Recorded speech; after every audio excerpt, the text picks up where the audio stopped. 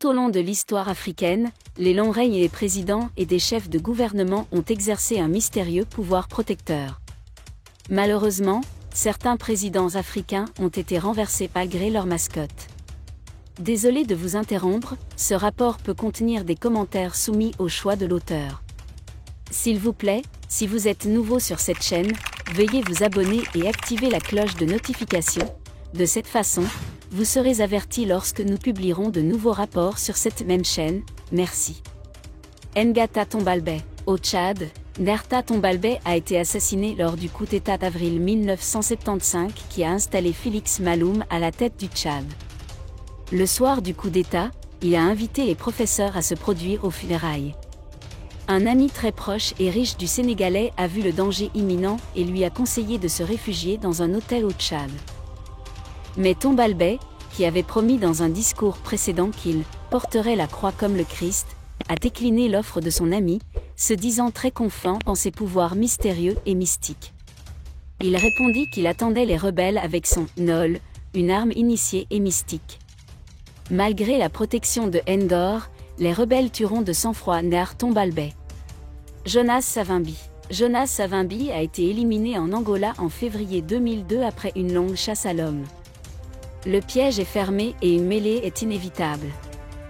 Dans la détonation finale, Savimbi, revolver à la main, a donné des instructions à ses troupes avant de se diriger vers le front pour combattre. Un sorcier célèbre qui portait une amulette capable d'esquiver les balles et de disparaître sans laisser de traces pouvait être capturé vivant, mais devait être abattu. Jonas Savimbi a donc été abattu par les troupes du général Copper alors qu'il se trouvait sur le champ de bataille avec un fusil à la main.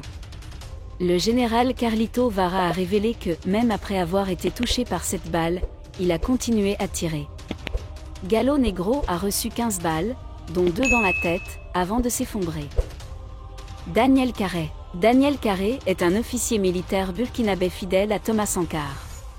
Grand guerrier, il a combattu dans plusieurs guerres, dont celle de 1985 entre le Mali et le Burkina Faso. Son pouvoir était si grand que les gens croyaient qu'il possédait des pouvoirs mystiques. Après l'assassinat de Sankara, les conspirateurs décidèrent d'exclure ce disciple de ses partisans. Carlis était censé porter une amulette qui le protégeait des balles, mais il a été brûlé vif. Leila Trabelsi. Leila Trabelsi, épouse du président tunisien Ben Ali, était une recluse et une amoureuse de la magie noire.